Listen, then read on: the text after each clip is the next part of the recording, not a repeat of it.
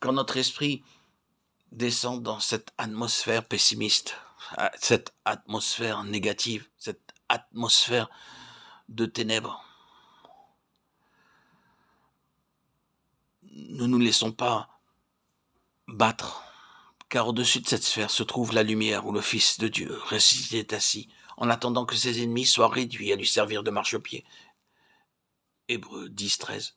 Prions, prions, demandons au Seigneur de nous ouvrir les cieux et de descendre. Prions Dieu de descendre à travers cette atmosphère chargée et impénétrable. Et par notre prière, nous lui frayons un chemin.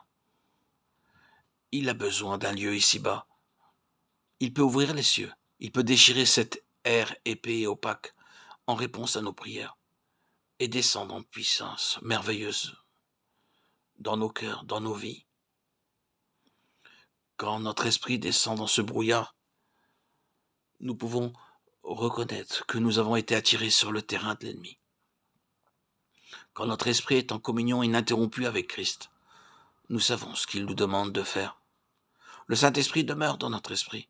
Si nous vivons dans un calme profond avec lui, nous arrivons à discerner les mouvements les plus doux de cet esprit. Quand nous n'avons pas été guidés dans notre esprit et que nous avons agi par nous-mêmes, tout a mal été. Quel enfant nous avons été, que Dieu a été bon de se servir de nous. Il n'est pas étonnant que les puissances des ténèbres aient pu profiter de notre ignorance. Mais Dieu nous a donné la lumière afin que nous devenions des soldats intelligents, capables de triompher dans la lutte. Étudions brièvement la seule portion agressive de ce passage, le 18e verset. C'est le point culminant de tout le passage, l'arme agressive du combattant, faisant en tout temps par l'esprit toutes sortes de prières et de supplications. Paul ne dit pas à genoux, à haute voix, il ne dit pas seul, mais il dit par l'esprit, en tout temps, c'est-à-dire des prières incessantes dans votre esprit. Si vous priez continuellement dans votre esprit, vous tiendrez l'ennemi en échec. Si vous ne priez pas, vous le laissez entrer. Dans cette guerre, il faut toujours maintenir la victoire par la prière. Il devrait toujours émaner de nous un souffle, un courant de prière provenant de notre esprit, où le Saint-Esprit habite. C'est ainsi que nous pourrons toujours être agressifs, que la prière s'arrête et vous apercevrez que l'ennemi vous encerclera de toutes parts. Pensez ce que nous pourrions accomplir si partout toujours nous allions avec cette prière incessante et agressive. Et pour qui devons-nous prier aussi? Pour tous les saints. Puis, l'apôtre ajoute, veillant à cela avec persévérance et priant pour tous les saints et pour moi, afin que Dieu me donne la grâce de parler librement et avec hardiesse pour faire connaître le mystère de l'Évangile. Mais Paul, je croyais que tu avais reçu le baptême du Saint-Esprit. Tu n'as pas besoin de nos prières pour que ta bouche s'ouvre hardiment.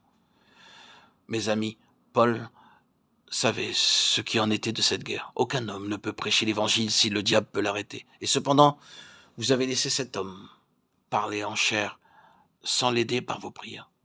Vous avez laissé l'ennemi le tromper, l'induire à prêcher un évangile qui n'est pas l'évangile.